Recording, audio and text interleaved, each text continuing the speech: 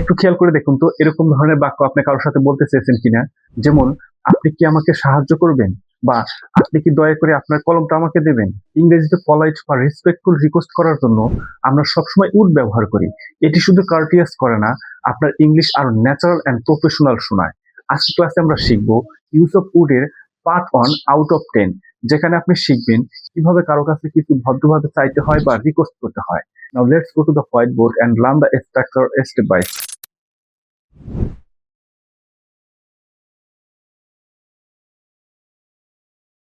আজকে ভিডিওতে আমরা শিখব খুবই গুরুত্বপূর্ণ কিছু স্ট্রাকচারের প্রথম সিরিজ, ইউজ অফ উড এর প্রথম পার্ট। সো এই প্রথম পার্টে আমরা শিখব কিভাবে ভদ্রভাবে কিছু চাইতে বা রিকোয়েস্ট করতে হয়। কি বলছি, কিভাবে ভদ্রভাবে কিছু চাইতে বা রিকোয়েস্ট করতে হয় সেটা শিখবো আমরা ইউজ অফ উড এর প্রথম পার্টে। তো চলুন তাহলে আমরা আগে সিচুয়েশন এবং স্ট্রাকচারটা বুঝে নিই। দেখেন কিরকম হবে। যদি এরকম সিচুয়েশন হয় যে সিনিয়র কারো কাছে বা সম্মানী কোনো ব্যক্তির কাছে কিছু চাইতে হয়, তখন আপনি কিভাবে কনভারসেশন করবেন ইউজ অফ উড ব্যবহার করে, সেটাই শিখবো আমরা আজকে ভিডিওতে। চলুন আমরা প্রথমে আগে স্ট্রাকচারটা ভালোভাবে বুঝে নিই। দেখেন, would plus subject plus please plus PB first. PB first অর্থ হচ্ছে কি প্রিন্সিপাল ভার্বের বেস, মানে যেটাকে আমরা ভি1 নামে চিনি। তাহলে আমরা এই স্ট্রাকচার ইউজ করে কিভাবে ভদ্রভাবে কিছু চাইতে হয় বা রিকোয়েস্ট করতে হয় সেই সিচুয়েশনে আমরা কনভারসেশন করব। ইউজ অফ উড এর আরো কিছু গুরুত্বপূর্ণ পয়েন্ট আছে যেগুলো আপনাকে মাথায় রাখতে হবে। Polite way to make a request, মানে ফর্মাল বা ক্যাজুয়াল সিচুয়েশনে আপনি এই স্ট্রাকচার ইউজ করে কনভারসেশন করতে পারবেন। তারপর হচ্ছে উড সেন্টেন্সের সবসময় শুরুতে হবে, এবং প্লিজ হচ্ছে অপশনাল। কিন্তু যদি আপনি পলাইট বা ভদ্রভাবে কিছু বলতে চান, সেক্ষেত্রে প্লিজ পলাইট টোনে কনভারসেশন করতে সাহায্য করে। চলুন তাহলে আমরা এই সিচুয়েশনে এই স্ট্রাকচারের মাধ্যমে কিভাবে রিয়েল সিচুয়েশনে কনভারসেশন করব তার জন্য কিছু রিয়েল এক্সাম্পলের মাধ্যমে শিখে নিই। তাহলে প্রথম এক্সাম্পলটি হচ্ছে,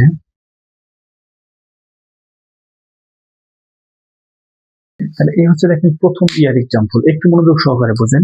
দেখেন, would you please help me. বলছি, would you please help me, তুমি কি দয়া করে আমাকে সাহায্য করবে। দেখেন, ভদ্রভাবে বা পলাইট ভাবে কারো কাছে কিছু চাইলে বা রিকোয়েস্ট করলে কিভাবে কনভারসেশন করবেন এই ইউজ অফ উড এর পার্ট 1 এর প্রথম স্ট্রাকচার দিয়ে। সেটা কিন্তু আমরা শিখতেছি কিছু রিয়েল এক্সাম্পলের মাধ্যমে।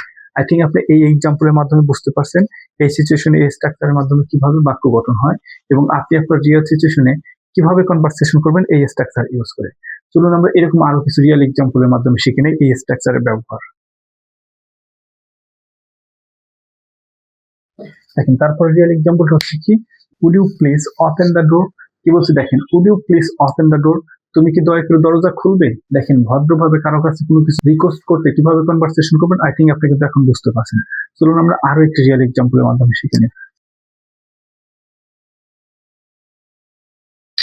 দেখেন, তারপর রিয়েল এক্সাম্পলটা হচ্ছে কি, একটু মনোযোগ সহকারে বোঝেন। দেখেন, would you please give me 5000 টাকা, তুমি কি দয়া করে আমাকে 5000 টাকা দেবে।